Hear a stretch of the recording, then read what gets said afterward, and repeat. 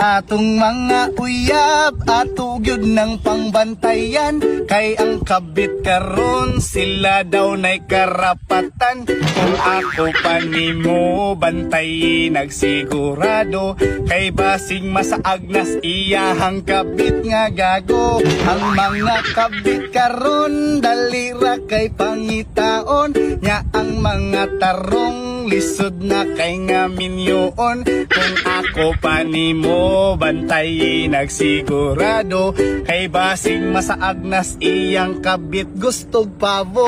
Sa natigong sa babo.